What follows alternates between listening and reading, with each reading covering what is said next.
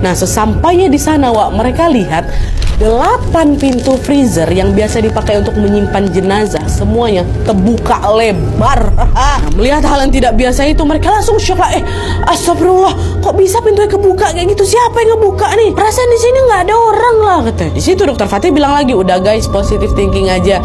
Mungkin itu kena angin. Dan yuk tolong bantu ditutup aja dulu semua, kata Dokter Fatih kayak gitu. Nah, sebenarnya di situ Doni sama dokter-dokter yang lain tuh nggak percaya, Wak, kalau misalnya pintu tuh ketiup angin. Nggak mungkin. Kenapa? Karena pintu freezer itu kan mungkin kalian juga udah tahu itu kan terbuat dari besi, berat kali ya kan, nggak mungkin sekelebat angin itu bisa ngebuka secara bersamaan, apalagi ini itu juga di lock, dan ini juga kebuka sampai 8 pintu, bukan cuma 1-2 pintu aja. Tapi karena nggak mau berasumsi yang enggak, Doni dan juga dokter-dokter yang lain ini pun ya udah adalah tutup dan ditutuplah itu pintu-pintu freezer itu seolah tidak terjadi apa-apa lah gitu. Ditutup, balik lagi lah ke aktivitas masing-masing.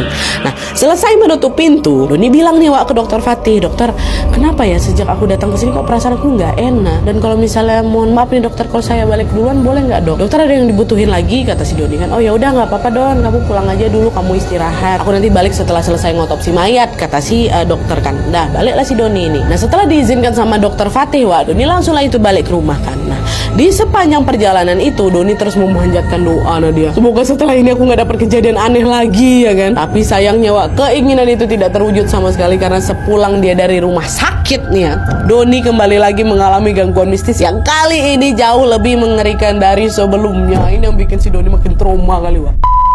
Nah, jadi nih, Wak, ya, sepulang dari rumah sakit, Doni ini langsung rebahan lah gitu di kasur sambil memutar musik sampai tidak terasa dia pun ketiduran. Nah, terus sekitar memasuki jam 12:30 malam, tiba-tiba Doni kebangun setelah dia dengar HP-nya bunyi. Rupanya telepon tuh dari si Dokter Fatih. Nah, ketika telepon itu diangkat, Dokter Fatih bilang, Don, malam ini saya nggak pulang ya. Jenazah anak kecil tadi belum selesai diotopsi. Kamu jaga rumah ya, jangan lupa kunci pintu, kata dokter gitu. Oh iya, Dok, nggak apa-apa, Dok, siap, kata gitu. Dah, jadi langsung ditutup teleponnya. Dia bergegas lah keluar rumah buat ngunci pagar, Wak, karena kan si dokter nggak pulang nih. Jalan keluar, awalnya normal-normal aja tuh. Tapi ketika Doni melangkah menuju ke pagar, Wak, dia dengar ada suara seseorang sedang bersiul. Nah, itulah kan. Doni nengok ke kanan ke kiri, nggak ada seorang pun di sana. Ya apa nih, siapa yang bersiul tadi? Nah, khawatir terjadi sesuatu, Doni pun langsung kunci pagar dengan terburu-buru, Wak. Tapi nih, sebelum aktivitas kunci pagar itu selesai, Doni kembali lagi dengar suara siulan lagi. Tapi kali ini makin keras, Wak, tepat ada di belakang telingaku. Nah, dia katanya itu refleks Doni langsung balik badan lah kan. Dan betapa kagetnya dia waktu dia balik badan, di hadapannya ada sosok anak laki-laki, wajahnya pucat, kulitnya bengkak, lagi menatap ke arah si Doni. Katanya detik itu juga aku bisa langsung tahu, Nadia, kalau anak laki-laki di depan aku ini itu adalah jenazah atau korban yang tadi aku tengok di rumah sakit tuh. Ada di depan Doni, Wak. Nengok penampakan itu Doni cuma bisa mematung sebadan-badan, Wak. Dan nengok Doni panik ini, si sosok tuh jadi macam senang gitu loh. Nah, dia malah berjalan makin dekat lagi ke aku sambil senyum. Dan gak berhenti di situ, si sosok ini tiba-tiba menempelkan telunjuknya ke bibir, terus digoyang-goyangkan di kepalanya. Terus dia bersuara, Nadia, tapi pakai suara cewek. Kok kamu pergi sih? Kan aku maunya ditemenin kamu. Katanya waktu dia ketawa tuh, Nadia, sakit kali telinga aku nih, betul-betul nyaring. Setelah itu aku udah gak sadar lagi, pingsan aku, kata si Doni. Pingsan langsung Doni, Wak.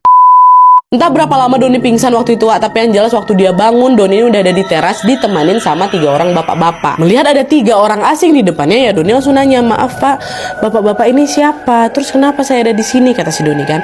Nah, salah satu bapak-bapak di situ jawab, kami bapak-bapak yang biasanya ronda di sini, Mas. Tadi waktu lewat sini kami nengok Masnya pingsan depan pagar, makanya kami pindahin Mas ke teras, katanya. Nah, denger itu Doni nggak langsung respon, Wak. Dia yang ada langsung teringat sosok anak kecil dengan suara tertawa macam kuntilanak yang baru aja neror dia itu kan. Tapi meskipun takut, Doni berusaha untuk menenangkan diri. Dia bilang, oh makasih ya Pak ya sudah bantuin saya. Kalau bapak-bapak mau lanjut ronda lagi silakan Pak, nggak apa-apa. Insya Allah saya udah nggak kenapa-napa kok, katanya si Doni.